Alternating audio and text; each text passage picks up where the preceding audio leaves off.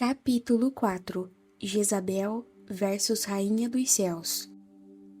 Com toda a sua destruição, toda a sua falta de santidade e integridade, Jezabel é apenas um principado posterior ao que é ainda mais abominável a Deus, um principado denominado como a Rainha dos Céus ou a Grande Babilônia. Israel lutou durante séculos contra o culto a Baal. Sua fraqueza espiritual era tal que eles começaram a adorar o que os seus antepassados nunca adoraram. Porquanto me deixaram e alienaram este lugar, e nele queimaram incenso a outros deuses, que nunca conheceram, nem eles, nem seus pais, nem os reis de Judá, e encheram este lugar de sangue inocente. Porque edificaram os altos de Baal, para queimarem seus filhos no fogo em holocaustos a Baal, o que nunca lhes ordenei, nem falei, nem me veio ao pensamento. Jeremias 19, versículos 4 e 5. A rainha dos céus era a deusa Sírio-Babilônia, Ishtar. Na época de Jeremias, esse governante demoníaco era adorado por toda a família. Mesmo as crianças foram servi-lo. Os filhos apanham a lenha, e os pais acendem o fogo, e as mulheres preparam a massa, para fazerem bolos à rainha dos céus, e oferecerem libações a outros deuses, para me provocarem a ira. Jeremias 7, versículo 18. Jezabel diz: adorem a meu Deus. Contudo, a rainha dos céus diz: eu sou Deus. Assim Jezabel desvia de Deus, e a rainha dos céus toma o lugar de Deus. A nação tinha caído num estado de ruína que o Senhor já não podia suportar. Deus disse a Jeremias que parasse de orar por eles e os avisa sobre o seu julgamento. Portanto, lança-vos-ei fora dessa terra, para uma terra que não conhecestes, nem vós nem vossos pais, e ali servireis a deuses alheios de dia e de noite, porque não usarei de misericórdia convosco. Jeremias 16, versículo 13. Profetas advertiram a nação sobre a adoração a Baal, mas quando a rainha dos céus se tornou o ídolo de toda a família e todos acreditaram nela, o fim chegou para Judá, e um terrível juízo divino caiu sobre eles. Deus é longânimo e luta por nós quando nos afastamos dele, mas ele se indigna santamente quando alguém como o principado da rainha dos céus toma o seu lugar em nossas vidas, usando de nossa permissão. A nação não foi apenas punida com a catástrofe, mas caiu nas mãos de Nabucodonosor da Babilônia. Foi destruída, e as pessoas foram levadas para um longo cativeiro babilônico, sob esse rei cruel e pagão. O rei Zedequias, que tentou fugir, foi capturado como Jeremias havia profetizado, e por último, ficou após ver seus filhos assassinados. Então ele foi acorrentado e levado para a Babilônia. Os palácios foram queimados, os muros de Jerusalém destruídos, os nobres mortos e a maioria das pessoas foram levadas como escravas. Quando uma igreja, uma família ou uma nação se rende ao governo da Rainha dos Céus, é inevitável que o julgamento de Deus venha com um terrível castigo. E a oração não pode mudar isso. Para demonstrar que houve uma estrutura do governo demoníaco maior, entre parênteses, Rainha dos Céus, que existia antes de Jezabel e que a influenciou e a fortaleceu em todo o seu reinado, faremos nesse capítulo uma analogia entre ambas. Para tanto, recorreremos à palavra, comparando algumas passagens bíblicas, nas quais são relatadas respectivamente as características de Jezabel e da Rainha dos Céus. Uma dessas passagens é relatada no livro de Apocalipse, onde encontramos uma das características da Rainha dos Céus, com a qual se prostituíram os reis da terra, e os que habitam sobre a terra se embriagaram com o vinho da sua prostituição. Apocalipse 17, versículo 2. No capítulo 2 do mesmo livro, encontramos a mesma característica em Jezabel. Mas tenho contra ti que tolera Jezabel, a mulher que se diz profetiza, ensinar e enganar os meus servos, para que se prostituam e comam dos sacrifícios da idolatria. Apocalipse 2, versículo 20. A primeira característica abordada é o vinho da prostituição.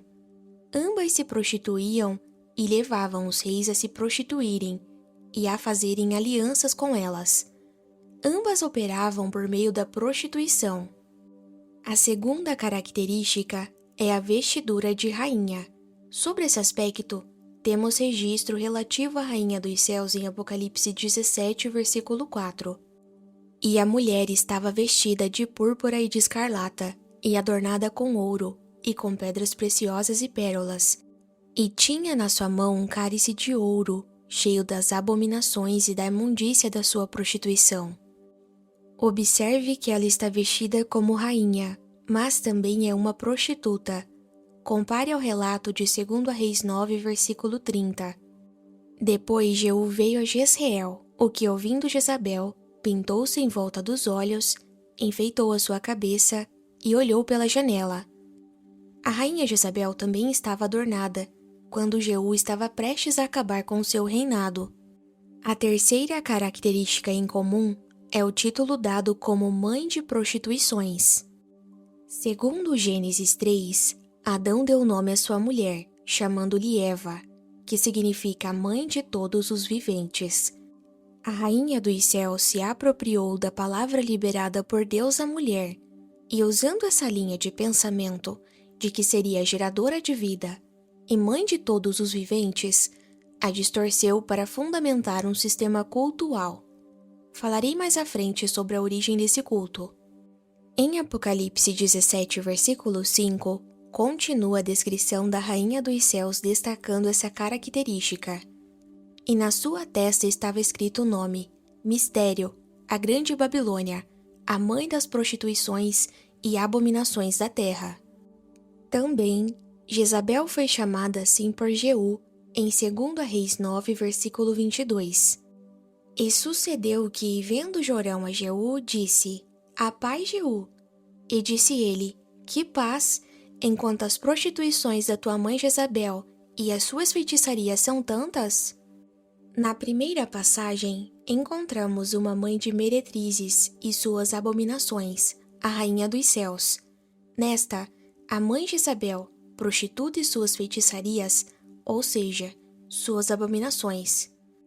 Outro fator em comum entre a Rainha dos Céus e Jezabel é que existe um comando da parte de Deus em não sermos partícipes das iniquidades dela, e para sairmos do seu governo e não tolerarmos sua estrutura em nossas vidas. E ouvi outra voz do céu que dizia, Sai dela, povo meu, para que não sejas participante dos seus pecados, e para que não incorras nas suas pragas. Porque já os seus pecados se acumularam até o céu, e Deus se lembrou das iniquidades dela. Tornai-lhe a dar como ela vos tem dado, e retribuí-lhe em dobro conforme as suas obras. No cálice em que vos deu-lhe beber, dai-lhe-a em dobro. Apocalipse 18, versículos 4 ao 6. E ao anjo da igreja de Tiatira escreve, Isso diz o Filho de Deus, que tem os seus olhos como chama de fogo, e os pés semelhantes ao latão reluzente. Eu conheço as suas obras, e o teu amor, e o teu serviço, e a tua fé, e a tua paciência, e que as tuas últimas obras são maiores do que as primeiras. Mas tenho contra ti que toleras Jezabel, mulher que se diz profetiza, ensinar e enganar os meus servos, para que se prostituam e comam dos sacrifícios da idolatria. Apocalipse 2, versículos 18 ao 20. Há também semelhança na queda de ambas. E clamou fortemente com grande voz, dizendo, Caiu, caiu a grande Babilônia, e se tornou morada de demônios, e covil de todo espírito imundo, e esconderijo de toda ave imunda e odiável. Apocalipse 18, versículo 2. Esta passagem relata a queda de todo o sistema demoníaco construído pela Rainha dos Céus. A Rainha Jezabel também sofreu uma queda em 2 Reis 9, versículo 33. Então disse ele, Lançai-a daí abaixo. E lançaram-na abaixo, e foram salpicados com o seu sangue, a parede, os cavalos, e Jeú atropelou. Jeú, um rei, foi usado por Deus para destronar a Jezabel, uma rainha. Em Jeú, encontramos duas características que alguém irá confrontar Jezabel precisa ter. Jeú era um guerreiro, foi capitão do exército de Israel. Precisamos ser guerreiros e dominar as táticas e armas de guerra. Ele também foi ungido rei. Essa característica nos fala do apostolado. A realeza é um símbolo do ministério apostólico. Se quisermos vencer a Jezabel, precisamos ter postura de guerreiro e atuar em uma dimensão apostólica, o que implica numa dimensão territorial de autoridade, com o intuito de estabelecer os modelos do reino dos céus, através de uma cultura que não tolere as obras dos arquitetos das trevas ou principados. Ainda que todos não sejam apóstolos, todos podem operar na dimensão apostólica, ou seja, conquistar os territórios, implantando os arquétipos celestiais aqui na Terra. Há outro detalhe importante nessa passagem de 2 Reis 9, versículos 30 ao 37.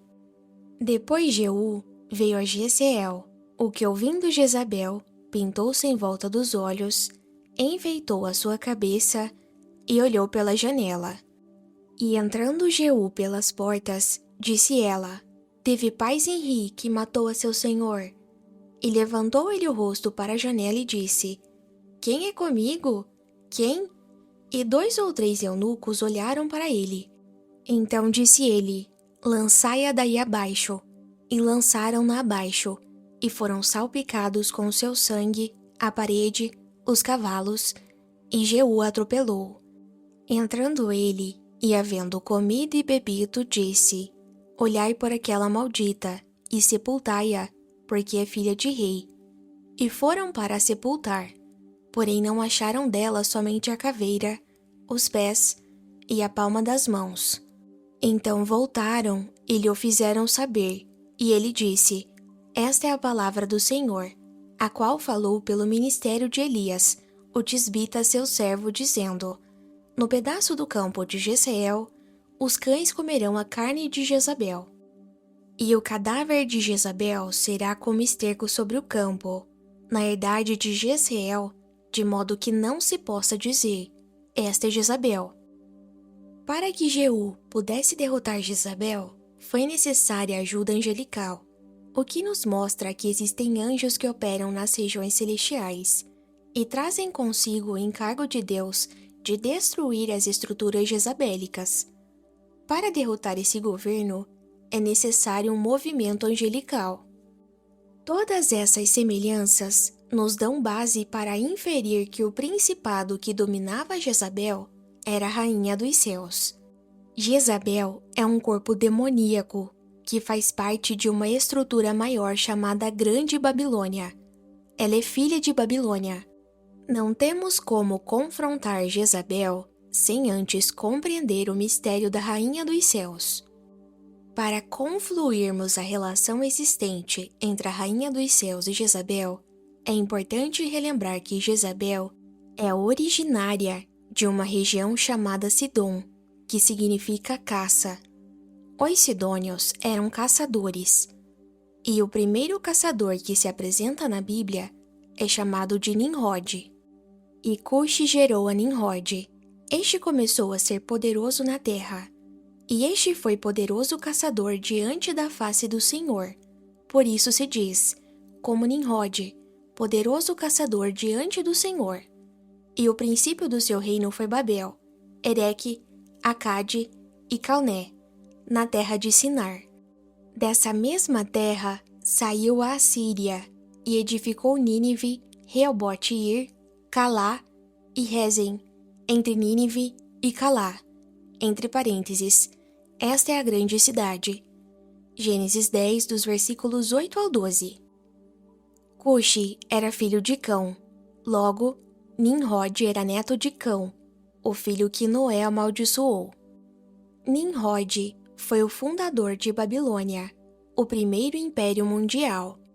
Foi também o idealizador da Torre de Babel e o edificador de Nínive.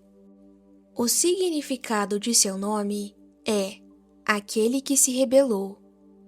A Bíblia também nos fala de outros 3 filhos de Cão, Misraim, Pute e Canaã.